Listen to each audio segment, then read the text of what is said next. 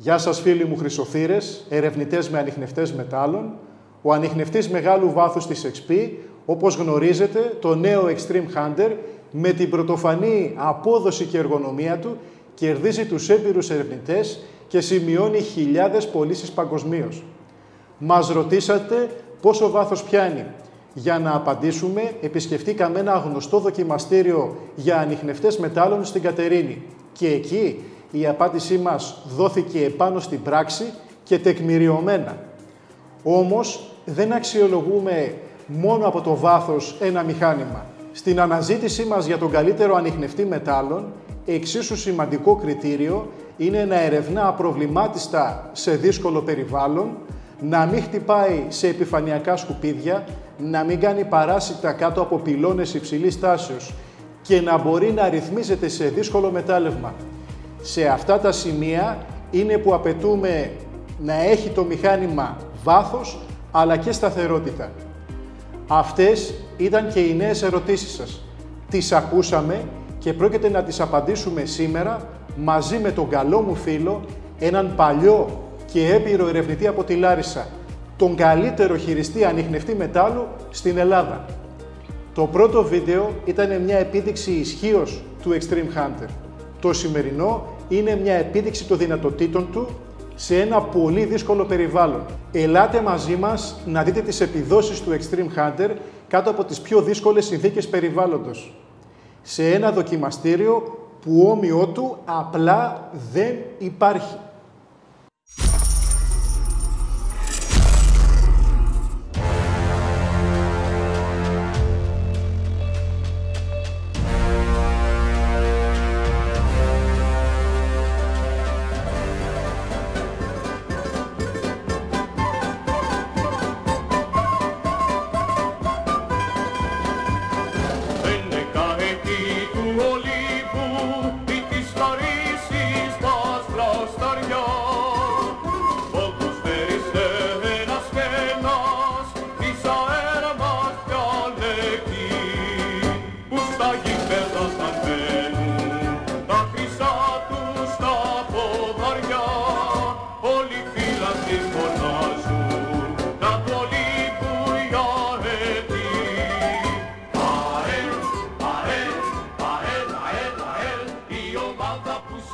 Γεια σου φίλε μου. Καλώς ήρθες στα μέρη μας εγώ μια φορά, στην όμορφη Λάρισα. Καλώς σας βρήκα.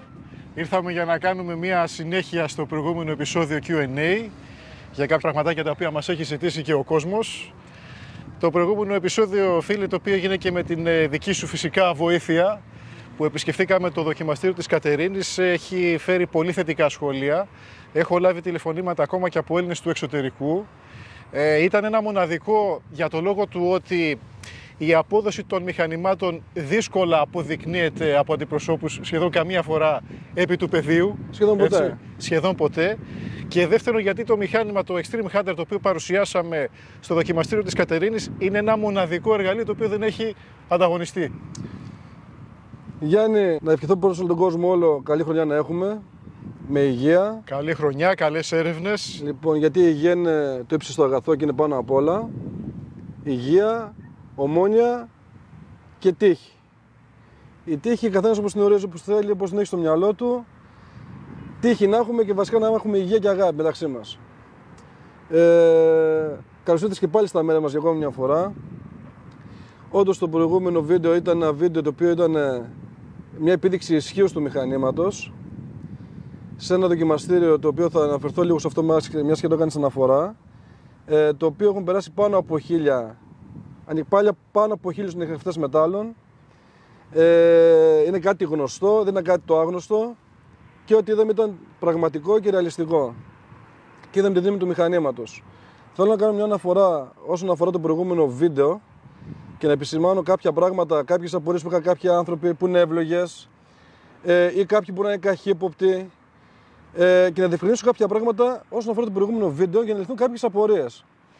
Στο προηγούμενο βίντεο, επαναλαμβάνω, έγινε μια επίδειξη ισχύως του μηχανήματος και είχα αναφέρει συγκεκριμένα ότι περάσαν παλιμικοί ανιχνευτές με τελάρο και το τονίζω 1x1, ούτε 1,5x1,5, ούτε 2x2, για να έχουμε τέτοια μέτρα και σταθμά σε σύγκριση με το Extreme, γιατί και το Extreme Το εύρος που έχει είναι σαν να ψάχνει στην πραγματικότητα με ποινίο 1x1. Γιατί πιάνει και πλευρικά. Βέβαια, δεν πιάνει μόνο από πάνω. Η μπροστινή κεραία είναι 50 εκατοστά και έχει και άνοιγμα τελάρων ως μέτρο. Και το είχα τονίσει πάρα πολλές φορές ότι όλες οι δοκιμές γίνανε με ποινίο 1x1. Ούτε με 1,5x1,5 ούτε επί 2x2. Που αναφέραν κάποιοι, το έχω για πρωινό με το δικό μου το μηχάνημα, το έχω και μεσημεριανό άλλος και ούτω καθεξής. Το θέμα ήταν να έχουμε το ίδιο μέτρο σύγκρισης και είδαμε πού σταματήσαν τα υπόλοιπα και πού πήγε το Extreme. Όσον αφορά για τους άλλους πολεμικούς ανιχνευτές. Και ένα άλλο πάλι κομμάτι που κάνανε αναφορές κάποιοι που διάβασα. Λέει τώρα ο άλλος δεν είναι παλαιμικός ανιχνευτής, είναι η VLF. Και ρωτάω τώρα εγώ, τον κατασκεύασες εσύ και έχεις άποψη και γνώση και τεχνογνωσία, πάνω σε ποια βάση το λες αυτό ότι είναι παλαιμικός τέτοιο? Και στη τελική να πω και κάτι. Εγώ σαν αγοραστής ή σαν ερευνητής, με ενδιαφέρει αν είναι παλαιμικός, αν είναι VLF. Θα σε ενδιαφέρει η απόδοση. Πρώτα απ' όλα πάμε παρά μηχάνημα και λέμε, γιατί το παίρνουμε, το πληρώνουμε, κάνει τη δουλειά που θέλουμε να κάνει? Αυτή είναι η απορία. Η απάντηση είναι ναι, την κάνει και με το παραπάνω. Μάλλον, όχι με το παραπάνω, πολύ παραπάνω όπως φανταζόμαστε. Έχουμε δει παλαιμικούς ανιχνευτές οι οποίοι είναι πατέντες, είναι κατασκευές, δεν έχουν απόδοση. Έχουμε δει αξιόλογους παλαιμικούς ανιχνευτές. Δεν λέει κάτι. Ξέρεις ποια είναι η ουσία, Γιάννη? Δεν κοιτάμε, χάνουμε το δέντρο, κοιτάμε το δέντρο και χάνουμε το δάσος. Ακριβώς. Η ουσία μας διαφέρει εμάς. Τι με ενδιαφέρει εμένα αν είναι παλαιμικός, αν είναι VLF, αν είναι με αέρα κοπανιστό? Εμένα με ενδιαφέρει αυτό που πληρώνω να κάνει τη δουλειά την οποία το πληρώνω. Ακριβώς. Την κάνει τη δουλειά, είναι η ερώτηση. Αυτή πρέπει να είναι η απορία. Ναι, την κάνει, ξαναπαναλαμβάνω, και πολύ παραπάνω από αυτά που γνωρίζω μέχρι τώρα. Λοιπόν, και η δεύτερη ερώτηση που πρέπει να κάνει κάποιος, αξίζει τα λεφτά το μηχάνημα? Η απάντηση είναι ναι, τα αξίζει και πολύ παραπάνω. Θα μπορούσε κάλλιστα αυτό το μηχάνημα να πωλείται σε 5πλάσια και ίσως και 10πλάσια τιμή και πάλι να κάνει πωλήσεις. Αυτά είναι τα θέματα. Θέλω να διορθώσω κάτι που είχα πει στο πρώτο βίντεο, ότι έναν ίδιο χώρο με ένα τελάρο παλαιμικής υπαγωγής θα φάμε μεγαλύτερη έκταση. Λάθος, θέλω να το διορθώσω αυτό. Ότι θα έχουμε μεγαλύτερη κάλυψη. Στον ίδιο χρόνο, την ίδια έκταση θα την καλύψουμε σε μεγαλύτερο χρόνο. Θέλω να το διορθώσω αυτό. Δεν θα την καλύψουμε γιατί με ένα τελάρο, από αυτά που γνωρίζουμε μέχρι στιγμής, σε ένα ενδεχομένως χτύπημα, θα πρέπει να σταματήσουμε, να σβήσουμε, να ελέγξουμε, να κάνουμε. Δεν ξέρουμε τι έχουμε ακριβώς χτυπήσει, τι έχουμε κάνει. Με το Extreme, όλο αυτό το χάσιμο χρόνου το κερδίζουμε που διαχωρίζουμε το στόχο, κάνουμε μερικό διαχωρισμό και πάμε μεγάλη ταχύτητα. Το Extreme υπερέχει, δεν χρειάζεται 2 άτομα. Δεν έχει όλα αυτά τα προβλήματα που δημιουργεί ένα τελάρο, έτσι. Μπορεί και μπαίνει σε δύσβατα σημεία, κλειστούς χώρους, δέντρα αναμεταξύ, θάμνους. Ναι, αυτά τα εξηγήσαμε. Τα εξηγήσαμε και όσοι το έχουν αποκτήσει από εκείνο το σημείο και μετά όσοι το είχαν, όλα αυτά που προαναφέραμε, τα έχουν διαπιστώσει και ήδη στην πράξη. Δηλαδή δεν είναι κάτι το οποίο έχει συμβεί εκεί πέρα και δεν συμβαίνει κάπου αλλού. Κάτι άλλο που πρέπει να επισημάνω. Τα προηγούμενα χρόνια δεν είχαμε σαν μονόδρομος για να πάρουμε ένα ανιχνευτή να πιάσουμε ένα αντικείμενο βαθύ. Ήταν μονόδρομος να πάρουμε ένα τελάρο παλαιμικής υπαγωγής. Λοιπόν, το μόνο καλό με το τελάρο ήταν ότι μπορούσαμε να πιάσουμε ένα αντικείμενο βαθύ. Αυτό είναι μόνο καλό. Από εκεί και μετά ξεκινάμε και σημειώνουμε μόνο προβλήματα. Μόνο προβλήματα. Γι' αυτό και ο κόσμος είχε απευδίσει, είχε απογοητευτεί με τα τελάρα και ψάχναν όλοι να βρούνε VLF, δίσκους, να πιάνουν 2 μέτρα, να πιάνουν 1,5 μέτρο. Θα σταθούμε λίγο και στα προβλήματα όμως. Λοιπόν, το οποίο αυτό εκ των πραγμάτων, το VLF, είναι ανέφικτο, γιατί το κάθε μηχάνημα είναι για συγκεκριμένη δουλειά. Πρέπει να γίνεται συνδυασμός μηχανημάτων για να φτάσει στο επιθυμητό αποτέλεσμα ή και πριν να φτάσει. Δεν γίνεται ένας δίσκος να φτάσει εκ των πραγμάτων. Μην κοιτάμε στα δοκιμαστήρια δοκιμές στον αέρα, σε πραγματικό σενάριο, να πάει 1,5 και 2 μέτρα. Αυτά είναι παπάντζες και αυτούς που φαντάζονται πράσινα άλογα. Δεν συμβαίνει αυτό στην πραγματικότητα. Το VLF το θες ένα δίσκο να κάνει ένα καλό διαχωρισμό μέχρι 50-60 πόντους, 70 max. Να δουλεύει σταθερά. Να δουλεύει σταθερά, να καθαρίσει απάνω το χώρο για να μπορέσει να καταλάβει αν το χτύπημα που έχει είναι κάτι πιο βαθύ, ήταν όλα αυτά που συμπεράσαν από πάνω. Ή για έρευνα μικροαντικειμένων, μεμονωμένων. Ναι, Γιάννη, όλα αυτά ο κόσμος τα έχει μπερδέψει. Υπάρχει ημιμάθεια. Και να πούμε και για τα προβλήματα του παλμικού. Δεύτερος χειριστής στην έρευνα. Μεγάλο πρόβλημα. Θες ένα δεύτερο χειριστή οπωσδήποτε. Με το δεύτερο χειριστή θα πρέπει να έχεις συντονιστεί, θα πρέπει να έχεις κάνει πολλή προπόνηση. Λοιπόν, το οποίο σε αναγκάζει πάντα να δεσμεύεσαι με 2 άτομα και θέλει πάρα πολλή δουλειά για να εξασκηθείς. Ηλεκτρομαγνητικά παράσιτα, πυλώνες. Λοιπόν, επιφανειακά σκουπίδια. Παράσιτα στον αέρα ηλεκτρομαγνητικά. κεραμικά, αστάθεια, και το έδαφος, εδαφικές μεταβολές. Κατεβάζω το τελάρο χαμηλά. Λίγο να σου φύγει, λίγο να ανεβεί, το έχασες. Χτυπάει παντού. Λοιπόν, σου είπα πάλι πράγμα για εγώ το είπα πιο απλά. Το μόνο καλό είναι ότι μπορούμε να πιάσουμε ένα αντικείμενο σε βάθος. Αυτό είναι το μόνο καλό, γιατί δεν είχαμε και άλλη επιλογή. Και από εκεί και μετά σημαίνουν μόνο προβλήματα. Μόνο προβλήματα. Γι' αυτό και όλος ο κόσμος καταφεύγει πάλι στα VLF, ψάχνοντας να βρουν το μαγικό VLF να πιάνει 2 μέτρα, το οποίο δεν υφίσταται αυτό στην πραγματικότητα. Λοιπόν, και εγκαταλείπει τα τελάρα. Και αυτοί που έχουν τελάρα ή είχαν, αν έχουν 1000 άτομα, να ξέρουν οι 5 ή 10 να τα δουλέψουν, και αυτοί είναι μετρημένοι στα δάχτυλα. Και αυτοί πάλι για να φέρουν ένα αποτέλεσμα έχουν σακατευτεί. Αυτές είναι οι πραγματικότητες. Γι' αυτό και τα έχουν βάλει τα τελάρα στην άκρη. Βέβαια, με το εξτρέμιο αυτό έχουν αλλάξει τα δεδομένα, με ό,τι γνωρίζαμε μέχρι σήμερα. Ίσως να το πω και είναι λίγο εξωπραγματικό η δυνατότητα που έχει το μηχάνημα αυτό. Δηλαδή για εμάς, τους ερευνητές χρυσοθύρες εισαγωγικά, μπορεί να είναι και δώρο Θεού όλο αυτό. Βεβαίως. Κάποιοι άνθρωποι, βέβαια, πάλι για να ξέρεις ένα πράγμα, πρέπει να εξελισσόμαστε γενικά σαν άνθρωποι ή να συμβαδίζουμε με την τεχνολογία. Είναι κάποιοι άνθρωποι που μπορεί να μάθανε με ένα μηχάνημα, με ένα συγκεκριμένο, να σταθήκαν τυχεροί με αυτό, το αγαπήσανε. Το εμπιστεύτηκαν. Δηλαδή και κάτι άλλο που βλέπουν, βλέπουν κάτι άλλο, δεν το αλλάζουν. Και τζάμπα να το δώσει, δηλαδή το εξτρέμιο πολέμου, δεν το θέλουν. Γιατί μάθανε με αυτό, το αγαπήσανε αυτό. Και είναι και κάποιοι και εγωιστές, έτσι. Που δεν θέλουν να το αποδεχτούν. Έχουν και το ψυχολογικό τους κόλλημα. Εντάξει, το καθένα τι κολλήματα μπορεί να έχει, είναι σχετικό. Ακριβώς. Αλλά δεν λέμε ότι δεν υπάρχουν άλλα καλά μηχανήματα από άλλες εταιρείες. Γιατί κάθε εταιρεία, να είμαστε και την γυμνική, έχει από ένα διαμαντάκι, έτσι. Αλλά πάντα ο εχθρός του καλού είναι το καλύτερο. Και δεν μιλάμε για το απλά λίγο καλύτερο. Μιλάμε για το μέγιστο. Αυτό κοιτάμε γιατί και η τεχνολογία προχωράει, εξελίσσεται και πάντοτε κοιτάμε για το καλύτερο, βέβαια. Γιάννη, εντάξει, ο καθένας λειτουργεί κατά το δουκούν. Το θέμα είναι να μπορείς να εξελιχθείς, να συμβαδίσεις με την τεχνολογία για να σου κάνει τη ζωή πιο απλή. Εγώ αυτό θεωρώ και αυτό πιστεύω ότι πρέπει να γίνεται. Τώρα, όσον αφορά που με ανέφερες πριν για τα προβλήματα γενικά που αντιμετωπίζουμε με τους ανιχνευτές, τα προβλήματα είναι 4, θα πω, 4 κατηγορίες, τα βασικά προβλήματα. Και δεν μιλάω μόνο για τους ανιχνευτές παλαιμικής υπαγωγής, μιλάω και για τα VLF, μιλάω για τα αποστατικά, μιλάω για τα ρευδοσκοπικά, μιλάω για τα γεωφυσικά, για τα πάντα. Πάνω σε αυτό και στο προηγούμενο επεισόδιο Q&A, αυτά είναι τα επεισόδια τα οποία ο κόσμος ρωτάει και εμείς απαντάμε. Απαντήσαμε στο ερώτημα πόσο πιάνει. Αυτό ήταν τεκμηριωμένα, δηλαδή σε ένα επισκέψιμο δοκιμαστήριο γνωστό, οποιοσδήποτε μπορεί να πάει να δοκιμάσει εκεί το μηχάνημά του. Αποδείξαμε πόσο βαθιά χτυπάει το Extreme Hunter, αλλά ο κόσμος έθεσε κάποια ερωτήματα από κάτω. Ο κόσμος καλά κάνει και θέτει ερωτήματα και έχει απορίες. Και γι' αυτό το λόγο ήρθα και σε βρήκα, είμαστε εμείς εδώ σήμερα, για να δώσουμε και αυτή την απάντηση. Κοίταξε, στο προηγούμενο βίντεο, Γιάννη, έγινε μια επίδειξη ισχύως, η οποία ό,τι δείξαμε ισχύει και είχα αναφέρει το συγκεκριμένο το έδαφος εκεί έχει μεγάλη ομική αντίσταση. Και ανέφερε χαρακτηριστικά ότι το ίδιο αντικείμενο που είναι στο ένα μέτρο και το πιάνουμε εκεί πέρα, το ίδιο αντικείμενο σε άλλο έδαφος ίσως το πιάσουμε και στο διπλάσιο βάθος. Αλλά εκείνο έχουμε σαν μέτρο σύγκριση και εκεί βγάζουμε και τα πορίσματα του κάθε μηχανήματος. Από εκεί και μετά υπάρχουν 4 κατηγορίες, όπως τα έχω κατηγοροποιήσει εγώ προσωπικά, που δημιουργούν πρόβλημα όσον αφορά στους ανιχνευτές, πάσης φύσεως και στο πεδίο έρευνας. Το πρώτο και βασικό πρόβλημα είναι τα πετρώματα και η μεταλλικότητα εδάφους. Τεράστιο πρόβλημα και βάσανο μεγάλο. Όσοι ακούνε αυτή τη στιγμή καταλαβαίνουν τι λέω. Ένα δεύτερο πρόβλημα εξίσου σημαντικό είναι τα κεραμικά. Όπου υπήρχε ανθρώπινη παρέμβαση, κατοικίες κτλ. Αυτό είναι ένα από τα ερωτήματα. Και τι κάνει στα κεραμίδια. Θα στα απαντήσω όλα ένα-ένα και θα στα λύσω τις απορίες και των ανθρώπων. Γιατί και εγώ έχω απορίες. Όλοι έχουμε απορίες.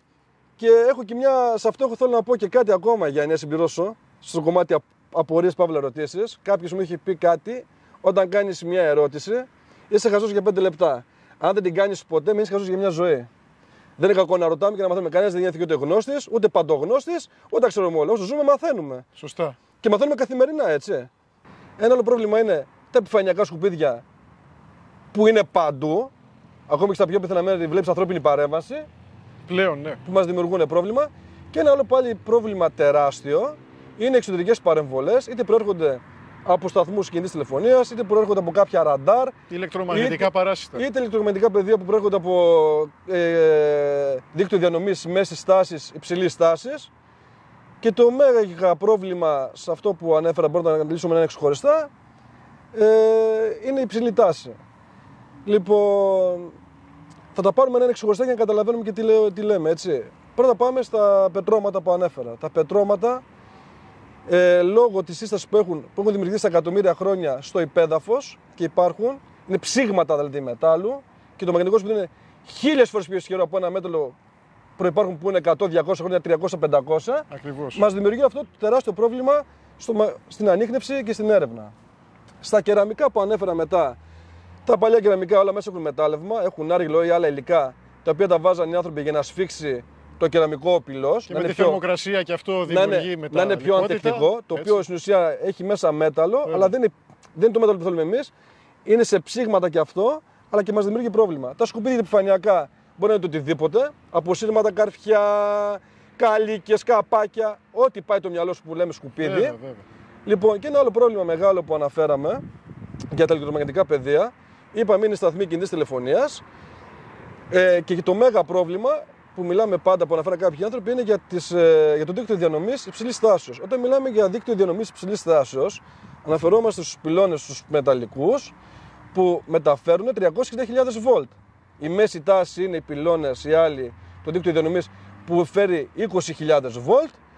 Και υπάρχει το δίκτυο της διανομής που γίνεται μετασχηματισμός στα 380 βολτ που βγούμε στα σπίτια μας. Εκεί λοιπόν ανοίγουμε ένα δίσκο και αρχίζει και χτυπάει συνέχεια. Όσον αφορά τώρα που είναι το μέγα πρόβλημα που λέμε υψηλή τάση, 360.000 βολτ, είναι τεράστιο το ηλεκτρομαγνητικό πεδίο. Γνωρίζουν πολύ καλά και αυτοί που είναι στο χώρο. Δεν μιλάμε για να πας κάτω από τους πυλώνες, αλλά και ότι είναι και 50 μέτρα και δεξιά και αριστερά από τα σύρματα. Και 50 και 100. Εγώ βάζω 50 και παραπάνω. Βάζω 50 που λέω ότι είναι το λιγότερο. Μπορεί να είναι και 200. Αναλόγως το φορτίο, που αναλόγως πόσο φορτισμένο μπορεί να είναι και στιγμή το δίκτυο. Έτσι, γιατί δεν είναι όλες τις ώρες το ίδιο. Άλλο φορτίο μεταφέρει το πρωί, άλλο το βράδυ, άλλο το μεσημέρι. Που εκείνη τη στιγμή το μεσημέρι πάντα το φορτίο είναι στα πικ. Είναι στα πικ. Και σου λέω, το 50 μέτρα που έδωσα εγώ σαν παράδειγμα είναι το λιγότερο, έτσι, που μπορείς να πλησιάζεις. Αν πλησιάσεις παραπάνω, δεν θα πω 200 που με ανέφερες εσύ, εγώ σας βάζω το minimum. Λοιπόν, πέρα τις παρεμβολές που μπορούμε να έχουμε, δεν δουλεύει το μηχάνημα, το πιο πιθανό να πλησιάζουν παραπάνω να κάνει το μηχάνημα. Να σημειώσω πάνω στο κομμάτι αυτό, υπάρχουν κάποια μηχανήματα από κάποιες εταιρείες που μπορούν και πλησιάζουν και μπαίνουν από κάτω. Μέχρι εκεί, καλά, οκ. Αυτό είναι και το ερώτημα το άλλο. Το θέμα είναι ποιο όμως. Είναι κατά πόσο το Extreme Hunter μπορεί να δουλέψει κάτω από τον πυλώνα. Πλησιάζουν και μπαίνουν από κάτω. Ή μπορεί να έρθουν σιγά σιγά να πλησιάσουν και να μπουν. Και αυτό πρόκειται να το απαντήσουμε σήμερα. Θα απαντηθούν σήμερα θα απαντηθούν όλα τα ερωτήματα με πλήρη διευκρίνηση. Λοιπόν, το θέμα είναι ποιο. Ναι, δεν μπορούν να μπουν από κάτω κάποια συγκεκριμένα μηχανήματα. Συγκεκριμένα, αυτά μετρημένα στα δάχτυλα, αλλά σίγουρα θα χάσουμε μεγάλη απόδοση στο βάθος. Τεράστια απόδοση. Το σημερινό βίντεο, Γιάννη, που θα δείξουμε στον κόσμο θα είναι μια επίδειξη δυνατοτήτων. Σε κάποιο πολύ δύσκολο πεδίο. Η επίδειξη δυνατοτήτων αυτή που θα δούνε, δεν νομίζω να υπάρχει άλλο μηχάνημα σε παγκόσμιο επίπεδο που να δουλεύει. Εγώ προσωπικά που το έχω δοκιμάσει και το έχω δει με τα μάτια μου και εγώ δεν μπορώ να το διανοηθώ και να το πιστέψω. Δεν μπορώ να το διανοηθώ και να πιστέψω όλο αυτό που συμβαίνει και γίνεται. Στο πρώτο βίντεο κάνει μια επίδειξη ισχύως, σε αυτό θα γίνει μια επίδειξη δυνατοτήτων. Τι εννοώ θα γίνει επίδειξη δυνατοτήτων? Η επίδειξη αυτή δεν θα έχει προηγούμενο. Δεν υπάρχει άλλο μηχάνημα ή δεν έχω συναντήσει εγώ. Μπορεί και να υπάρχει, αλλά μην το ξέρουμε. Αλλά εγώ μέχρι στιγμής, τόσα χρόνια πάνω στον χώρο, δεν έχω συναντήσει. Το δοκιμαστήριο που θα πάμε να επισκεφτούμε, θα κινηθούμε στην ορεινή Θεσσαλία και έχει ως εξής, και δώστε πολύ προσοχή γιατί πιο δυνατό crash test από αυτό δεν υπάρχει, Γιάννη. Δεν υπάρχει. Είναι το ακατόρθωτο. Και πώς έχει κατάσταση? Στον χώρο που θα πάμε, πρώτα απ' όλα θα πάμε σε βουνό. Το βουνό που θα πάμε είναι full στο μετάλλευμα. Είναι κόκκινα χώματα, για όσοι καταλαβαίνουν, κόκκινα χώματα και ασπροχώματα είναι τα πιο δύσκολα, ειδικά τα κόκκινα χώματα που είναι πυλόχωμα στην ουσία. Είναι full στο μετάλλευμα, full στα πετρώματα. Γύρω θα είμαστε κάτω από ψηλή τάση. Θα είμαστε σε κολόνες, σε δίκτυο διανομής υψηλής τάσης 360.000 βολτ και θα ανάψουμε το μηχάνημα από κάτω από τα καλώδια ακριβώς. Θα μπω μέσα στον πυλώνα και θα ανάψω το μηχάνημα. Γύρω μας από το δίκτυο διανομής, αυτό που σου λέω, την υψηλή τάση, υπάρχουν 3 σταθμοί κινητής τηλεφωνίας τεράστιοι. Γίνεται χαμός από παρεμβολές, από ηλεκτρομαγνητικό πεδίο και παρεμβολές. Στο χώρο έχουν μπει πριν από 20 χρόνια, βάλαμε κάποια κιούπια. Και γιατί αναφέρουμε κιούπια? Είχα αναφέρει και στο πρώτο βίντεο ότι τα κιούπια είναι οι πιο δύσκολοι στόχοι που μπορούν να ανιχνευτούν. Ενώ τα παλιά κιούπια, έτσι. Συμφωνώ. Είναι τόσο δύσκολο να ανιχνευτούν που μπορεί να έχει ένα κιούπι στους 30 πόντους, στους 50 πόντους. Αν είναι σφραγισμένο, δεν έχει ραγίσει, δεν έχει σπάσει. Απολύτως. Δεν τον πιάνει κανένα μηχάνημα που να το πω λέγα, να χτυπάνε τον κόλλο του από κάτω. Λόγω του κεραμικού. Δεν το πιάνει κανένα μηχάνημα. Για 30 και 40 και 50 πόντους μιλάμε τώρα, έτσι. Εκεί πέρα στο δοκιμαστήριο αυτό έχουν μπει πριν από 20 χρόνια. 3 στόχοι. Και πόσο έχουν? Είναι στους 80 πόντους ένα κιούπι. Δείχνω το χέρι μου όσο είναι εδώ πέρα μια μπαλίτσα. Όσο είναι εδώ πέρα μια μπάλα. Να το δείξω εδώ πέρα έτσι. Αυτό είναι το κιούπι. Είναι σφραγισμένο, είναι παλιό κιούπι. Σε αυτά που έχουμε τα προβλήματα. Είναι σφραγισμένο και είναι στους 80 πόντους. Με χαλκό μέσα. Εντάξει. Είναι το ίδιο πάλι μέγεθος κιούπια, 2 στο 1,60. Όλα αυτά κάτω από ψηλή τάση. Ανυπομονώ. Πρόσεξε τώρα, θα σου πω. Υπάρχει και ακόμη και ένα κιούπι, το οποίο είναι μέσα σε μια μαρμάρινη κρύπτη, 50x50 με 10 εκατοστά πάγος μάρμαρο. Η πλάκα του είναι στους 70 πόντους και το κιούπι είναι στο 1,20. Σφραγισμένη κρύπτη μάρμαρο, σφραγισμένο το κιούπι μέσα στην κρύπτη. Με χαλκό. Μέχρι εκεί τα πάμε καλά. Αυτά πρόσεξε στόχοι που σου λέω είναι αδιανόητο και ασύλληπτο να βρεθούν, να ανιχνευτούν, έτσι. Πέρα από αυτό δεν λένε και όμως το crash test, γιατί κάποιοι ρωτήσανε για κεραμικά και για τέτοια πράγματα. Καταλαβαίνετε ότι δεν μπορεί να γίνει βίντεο σε χώρο με τέτοια κεραμικά για τους ευνόητους λόγους. Μην τα αναλύσουμε παραπάνω αυτό το κομμάτι. Βέβαια. Αλλά τι θα σας πω όμως, τι έχει γίνει? Έχει γίνει πριν από 20 χρόνια, σωστά. Από πάνω έχουν πέσει πάρα πολλά σκουπίδια. Χαλκάκια, μολυβάκια, αλουμινάκια, πάρα πολλά. Τα οποία με τα χρόνια, επειδή καλυφθήκαμε το χώμα, αυτά τα σκουπίδια φαίνονται. Και για να το κάνω ακόμα το σενάριο πιο ρεαλιστικό, Τι έκανες? για να είναι οφθαλμοφανή, Ναι. έχω ρίξει πάνω από τους στόχους και θα δείτε την καλοκοπάει ο τόπος, 3 κουτιά μπετό καρφά, τσαλόκαρφα. Τι λες τώρα? Το μέγεθος, το κάθε καρφί είναι στους 6-7 πόντους. Είναι γεμάτος ο τόπος. Που σημαίνει εκεί, όχι δεν μπορεί να δουλέψει μηχάνημα, θα το δείτε και στην πράξη. Έχω κάνει το πιο δύσκολο crash test που δεν θα μπορούσε να γίνει. Πού θα κάνει εκεί πέρα το extreme? Θα δείτε ότι θα κάνουμε το μηχάνημα, θα το κανάψουμε κάτω από τις κολόνες. Θα παραβλέψει όλα αυτά που σας λέω, ηλεκτρομαγνητικά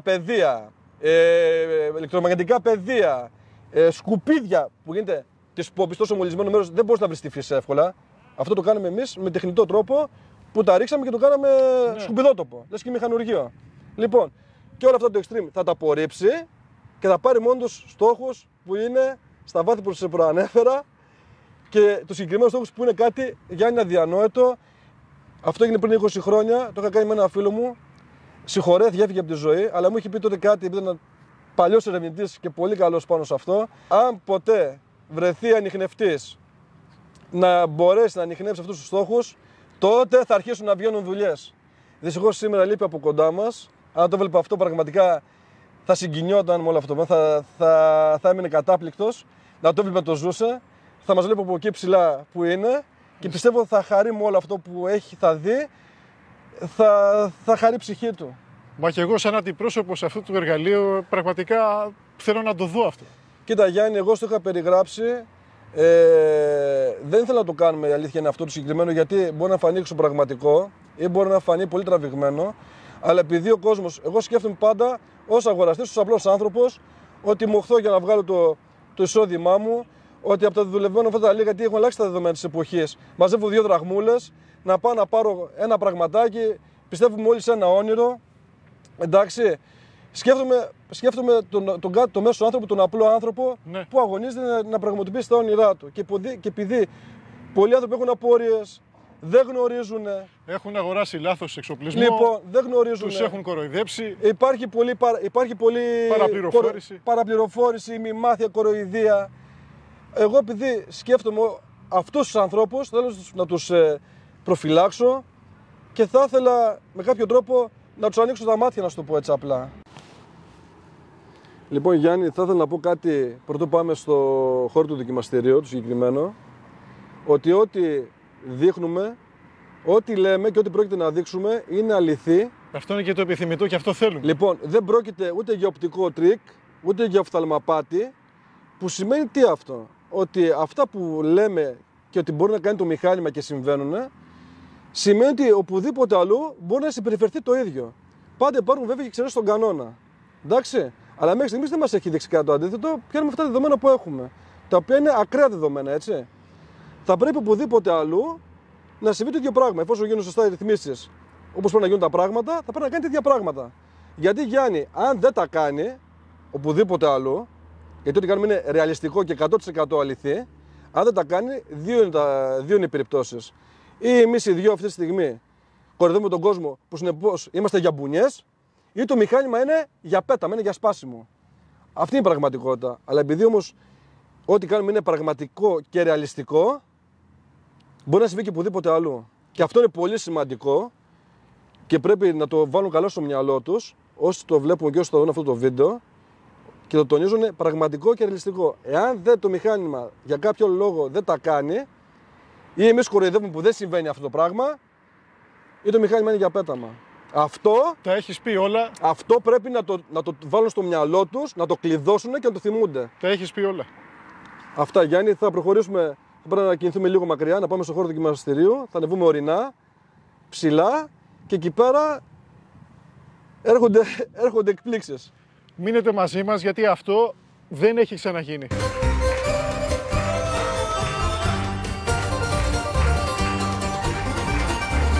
Στις Λαρίσσης στο ποτάμι, στις Λαρίσσης στο ποτάμι, στις Λαρίσσης στο ποτάμι που το λένε ποινιό. Αν τυχόν και δεν με θέλεις, αν τυχόν και δεν με θέλεις, αν τυχόν και δεν με θέλεις, κοίτα πέσω να πνιγώ. Ο καημός μου είναι μεγάλος, στο ποτάμι είναι ρηχό. Αν τυχόν και δεν με θέλεις, κοίτα πέσω να πνιγώ. Στις Λαρίσσης στο ποτάμι που το λένε ποινιό. Λοιπόν, Γιάννη, ήρθαμε στο χώρο του δοκιμαστηρίου. Όπως αναφέραμε, είμαστε κάτω από ψηλή τάση ακριβώς στα καλώδια. Μπορείς να πάρεις και ένα πλάνο ψηλά να φανεί, πως φαίνεται, μάλλον φαίνεται όλο. Γύρω μας υπάρχουν 3 σταθμοί κινητής τηλεφωνίας πολύ μεγάλοι, ηλεκτρομαγνητικές παρεμβολές, ηλεκτρομαγνητικό πεδίο. Η ώρα είναι μεσημεριανή, που σημαίνει ότι αυτή την ώρα, άμα μπορεί να ακουστεί στα καλώδια, τσιτσιρίζουν που λέμε.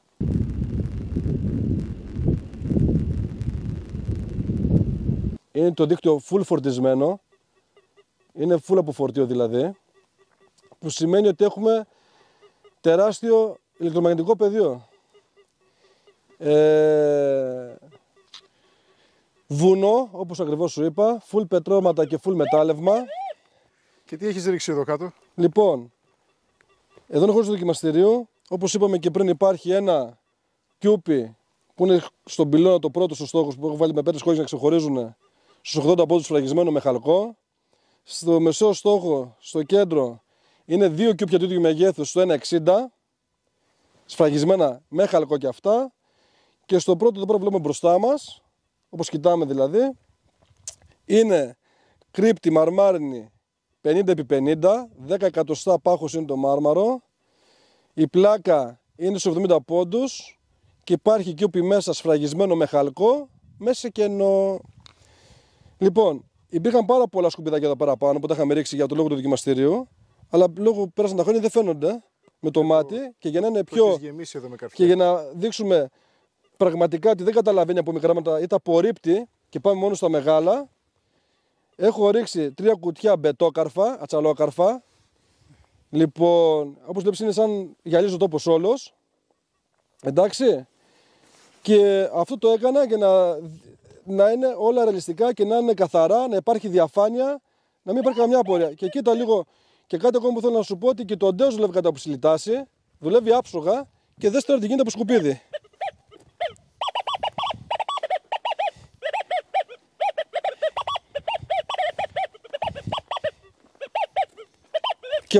Και στο στόχο μας έχω πολύ καρφί.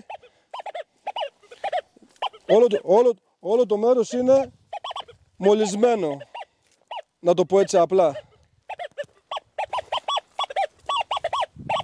Δεν είναι καθαρό. Δεν υπάρχει ανιχνευτής να μπορεί να δουλέψει κάτω από αυτές τις συνθήκες. Να ανιχνεύσει δηλαδή στόχο και πόσο μάλλον δεν μιλάμε για ένα αντικείμενο χύμα στο χώμα, μιλάμε για κιούπια. Δεν υπάρχουν πιο δύσκολοι στόχοι από τα κιούπια. Είναι πιο δύσκολοι στόχοι από όλους. Και όχι στα βάθη που μιλάμε, έτσι. Αυτά όσον αφορά για να φανεί η κατάσταση που επικρατεί στον χώρο. Λοιπόν, φίλοι μου, είμαστε κάτω από τον πυλώνα. Έχεις ανοίξει το Extreme Hunter. Δεν ακούω τίποτα. Το έχουμε ανοίξει. Δεν ακούω καμία παρεμβολή. Το έχουμε σετάρει στις ανάλογες ρυθμίσεις που πρέπει. Αυτές οι ρυθμίσεις και ο τρόπος, είπαμε να έχει κάποια μυστικά το μηχάνημα. Σε όσους θα αποκτήσουν θα δεθούν και απλόχερα. Όπως είχα πει και στο προηγούμενο βίντεο, Γιάννη. Από ό,τι βλέπουμε ότι κάτω από τις κολόνες δεν υπάρχει καμιά παρεμβολή, δεν υπάρχει κανένα παράσιτο. Είπαμε ότι δεν μπορούμε να πάμε σε χώρο να δείξουμε αν έχει θέμα με τα κεραμικά που είχαν κάποια απορίες για ευνόητους λόγους. Αλλά εφόσον βλέπεις, Γιάννη, ότι περνάει πάνω από πόσα καρφιά και αντικείμενα, χωρίς για αυτά που υπάρχουν μέσα, και δεν τα καταλαβαίνει, σκέψου ότι δεν υπάρχει, ότι όπως αυτή τη στιγμή είναι ήσυχο κάτω τις κολόνες, άλλο τόσο ήσυχο και εξίσου καλά σε απόδοση είναι και σε μέρη που υπάρχουν κεραμικά. Αυτό είναι επιβεβαιωμένο και τονίζω πάντα και το ξαναλέω ότι ό,τι κάνουμε, ό,τι βλέπουμε αυτή τη στιγμή είναι ρεαλιστικό, είναι πραγματικό και ό,τι συμβαίνει εδώ μπορεί να συμβεί και οπουδήποτε αλλού, εφόσον γίνονται σωστές ρυθμίσεις και δουλευτεί σωστά. Εάν δεν γίνει, το ξανατονίζω, είναι σημαντικό. Δύο είναι τα δεδομένα. Ή εμείς λέμε ψέματα και τους παραμυθιάζουμε τον κόσμο, συνεπώς είμαστε για πολλές μπουνιές, το τονίζω, ή το μηχάνημα είναι για σπάσιμο, για πέταμα. Αλλά επειδή έχουν γίνει πολλές δοκιμές και εδώ να λυθούν όλες οι απορίες, δεν υπάρχει πιο δυνατό crash test, πιο ασύλληπτος στόχος από αυτό που κάνουμε τώρα. Λοιπόν, εδώ μπροστά μας βλέπουμε υπάρχει QP στους 80 πόντους. Παραλαμβάνω. Δεν υπάρχει ανιχνευτής παλμικός, ανιχνευτής γενικά να πιάσει QP σφραγισμένο και ας είναι και στους 50 πόντους, και στους 30 πόντους, και στους 40 πόντους, στους 80 πόντους. Λόγω του παλιού κεραμικού. Λόγω του παλιού κεραμικού ακριβώς, που είναι γεμάτο με χαλκό, σφραγισμένο. Λοιπόν, κάτω από ψηλή τάση, με παρεμβολές, ηλεκτρομαγνητικά πεδία, σκουπίδια επιφανειακά. Και δεν υπάρχει κάτι άλλο που να το κάνουμε δηλαδή. Να προσομοιώσουμε την πραγματικότητα σε ένα δοκιμαστήριο. Λοιπόν, θα περάσουμε πάνω από το αντικείμενο που είναι στους 80 πόντους. Το παίρνει καμπάνα. Επόμενος στόχος, τα καρφιά γυαλίζουν παντού, έτσι. Έξα 3 κουτιά πεντόκαρφα. Για να φαίνεται πέρα από αυτά που υπάρχουν, από τα χρόνια δεν φαίνονται, έτσι. Που γίνεται χαμός πάλι. Είναι πάλι 2 κιούπια, το ίδιο μέγεθος, στο 1,60, σφραγισμένα, με χαλκό. 1,60. Λοιπόν, άμα κάνω και πάλι όπισθεν και περάσω ακριβώς από πάνω του, το έχουμε. Και ξαναπερνάω. Εντάξει. Και ο τρίτος στόχος, που είναι και εξωπραγματικός, για όσους γνωρίζουν γίνεται της δουλειάς, είναι κρύπτη μαρμάρινη 50x50, η διάστασή της. Η πλάκα, το πάνω μέρος είναι στους 70 πόντους και υπάρχει μέσα κιούπι σφραγισμένο πάλι με χαλκό. Κιούπι σφραγισμένο μέσα σε κενό δηλαδή. Το οποίο κιούπι βρίσκεται στο 1,20. Και σκουπίδια από πάνω. Πάμε. Το πήρε κανονικά.